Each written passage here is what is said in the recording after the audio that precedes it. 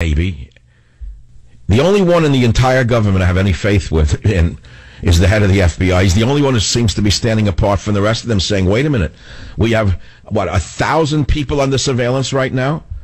Now, amongst those 1,000 people, how many of them do you think are Irish nuns in wheelchairs, the type that the brave men and women of the TSA pull out of a wheelchair to frisk at an airport? None. Polling agency said President Obama, Hillary Clinton, and other senior Democrats refused to say America is at war with radical Islamic terrorism for fear of insulting all Muslims. Majorities from both major parties said the U.S. is engaged in a conflict with radical Islam. 56% of Democrats, that's a shock.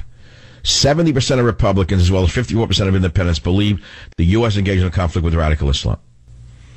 92% of respondents also said they regard radical Islamic terrorism as a serious threat to national security, which is a huge increase from last year.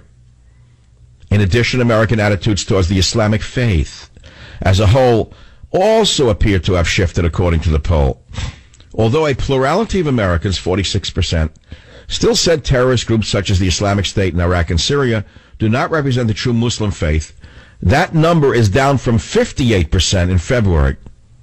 35% said ISIS does 35% of those polled said that ISIS does represent the Muslim faith. ISIS has claimed responsibility for the Paris attack last week, and of course now this attack in Mali. Here's another little news story, another tragedy. It's very hard to deal with. Jordanian officer kills 2 Americans at training site. You hear? What if it was your son? Ho-hum. Oh, it's some cracker's son got killed, you don't care? A Jordanian officer shot and killed 2 American military personnel and 1 South African during a rampage Monday morning. Oh, that's an old story? Monday morning. What's the date on this one? Oh, that's old. Sorry. That's an old story. I'm sorry to read it to you. That's just another one. Another one killed by a radical Islamic. Sorry. There's a rampage around the world, but no. Bring him more in. So I'm going to do again what I did earlier, because it's the best thing I've done yet today, maybe all week. I'll make it simple for those of you who went to Harvard. I'll make it simple enough for those of you who graduated from the Bolt School of Law. I'll make it simple enough so that even someone who went to NYU School of Law can understand me. You ready? Someone gives you a bowl with 100 M&Ms in it, all different colors. Black, yellow, white M&M, green, blue, whatever the color of the M&M is. And they say, here's a bowl of M&Ms, but I got to warn you, only one of them is toxic. There's a toxic M&M in there that if you eat it, you'll die. Now, would you be foolish enough to eat any of those M&Ms not knowing what color it is or where it's from? No, you'd throw the whole bowl in the garbage, or wouldn't you? You wouldn't let it in your house, would you? But you're willing to let 10,000 or 100,000 Syrian Muslims into America, knowing that 1% of them may be terrorists? I rest my case. This is the Savage Nation, your one-stop shop for clear thinking. Back in a minute. Join the Savage Nation. Call now, 855-400-SAVAGE, 855-400-7282. Savage. Your Savage Nation is sponsored by SwissAmerica.com. It's the only company I trust for tangible assets, gold and silver. Call 800-BUICO. Attention San Francisco potheads. Massacre in Mali, 27 killed in brutal terror attack at luxury hotel. Finally stopped after 27 people were killed. God knows how many injured who will die, again from radical Muslims. This is while the world is on edge from a week ago where radical Muslims massacred people in Paris. Footnote, Paris massacre ringleader used migrant crisis to get into France, according to the president of France. Oh, you didn't hear that? It didn't make it to the San Francisco Chronicle, the genius newspaper that was once a decent B newspaper, that has since become an organ of Nancy Pelosi's enterprises. Paris massacre ringleader used migrant crisis to get into France, Prime Minister says. That didn't make it to your local paper, huh? Prime Minister Manuel Valls revealed Friday, just today, that he exploited the Syrian refugee crisis to slip into France unnoticed. It also emerged that Abdelhamid Abdaoud may have even taken part in the attacks on the ground in Paris, as a French security official said. A surveillance camera captured the alleged ringleader inside a nearby subway station as the massacre unfolded. Well, the main point is that he came in as a fake refugee.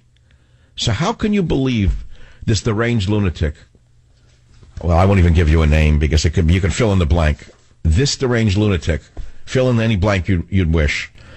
But we'll play the soundbite of one of them who's flying back on a huge airplane while, I think, attending a global warming conference. And you can hear him speaking from the power of his airplane, that they pose no more of a dangerous threat to us than tourists. Here is one of the geniuses of the world, surely in line for the next Nobel Prize in clip number 2. The idea that somehow they pose a more significant threat than all the tourists who pour into the United States every single day just doesn't jive with reality. Well, you don't jive with reality. That's the truth. The president doesn't jive with reality, but that's okay. The king has no clothes. And then, of course, we have John Kerry, another genius, again, who says that refugees have nothing to do with terrorism. Here he goes, clip 3, another genius in 3. Let's hear him. It's inappropriate for America, of all countries in the world, to panic and to somehow turn our backs on our fundamental values. We have the ability. You wouldn't know a fundamental value. Get off my show. No one's panicking, John. We're not turning our backs on our fundamental values. You know what our fundamental values are, John? Something that you don't know. Who do these guys talk to? This guy, John Kerry, must talk to his wife in 9 different languages at once. And at the end of it, he doesn't know what to say. So he comes up with this rubbish, our fundamental values. Then it's repeated by idiots on MSNBC and CNN. Fundamental values, fundamental values, fundamental values. It'd be a violation of our fundamental values.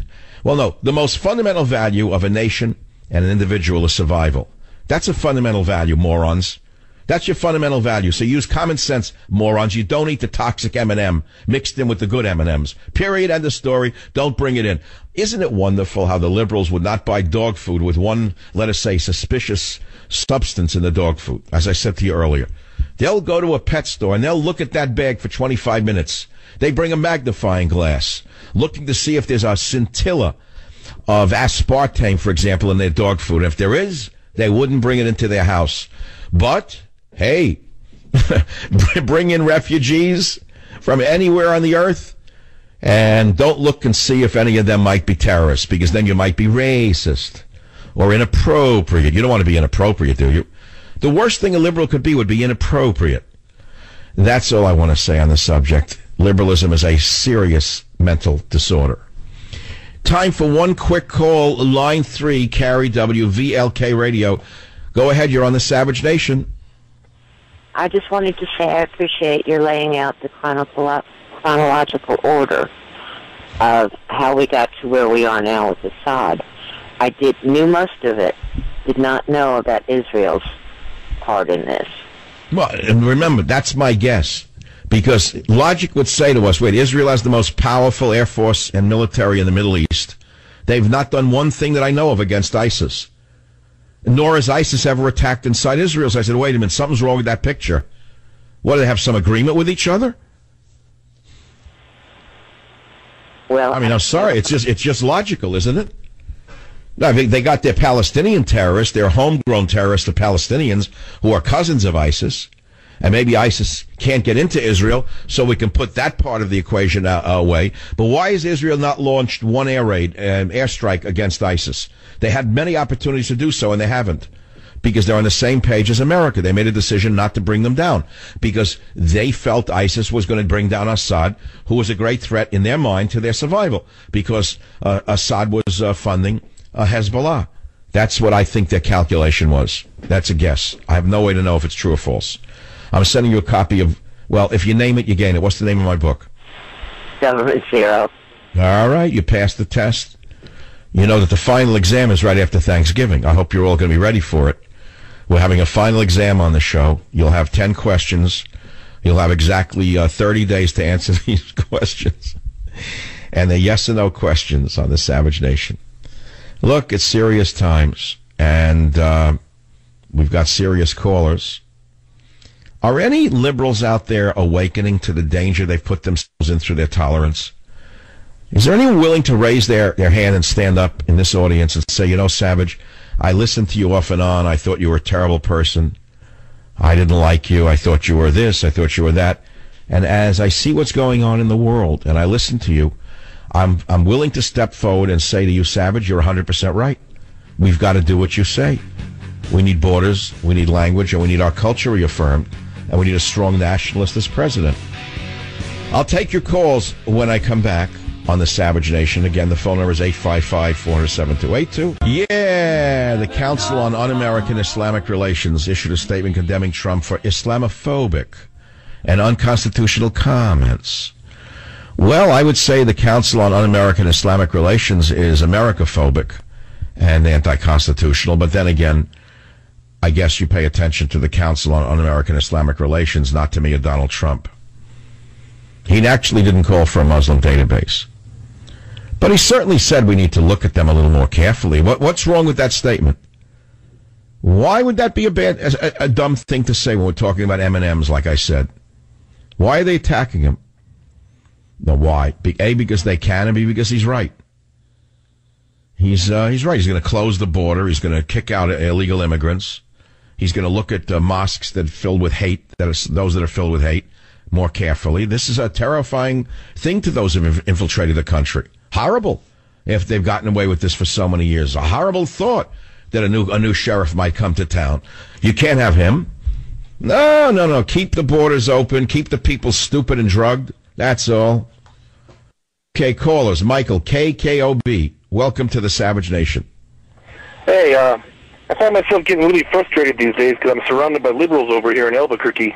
How would you bring up a conversation with a liberal to get them to see the truth? What should I do to get someone to sit down with me and have a discussion about what's going on in the sorority house and in America? Well, the question I have to ask you is on which topic, because it's too broad a topic. Are you originally a liberal or recently a liberal, or what's your politics in general? I was way over on the left, and after listening to you for the past year, I've come over to see the truth. Oh, my God. Don't let the government hear that, Michael. I'm sorry you let that out on the air. But nevertheless, okay, fine. So you've awakened to the danger we're in as a result of ultra-tolerance.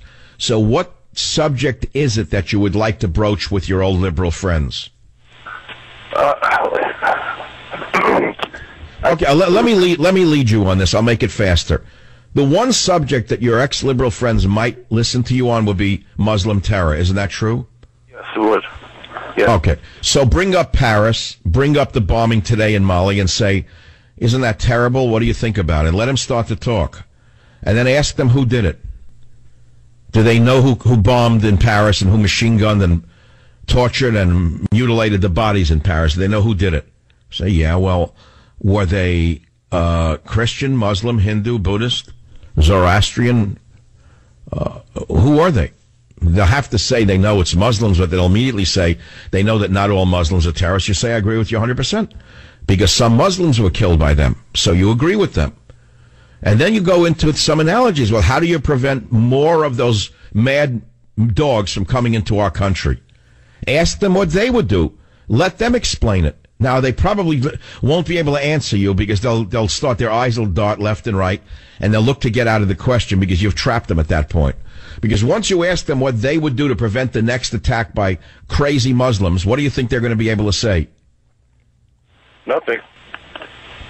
So rest your case, and you've already converted someone to reality.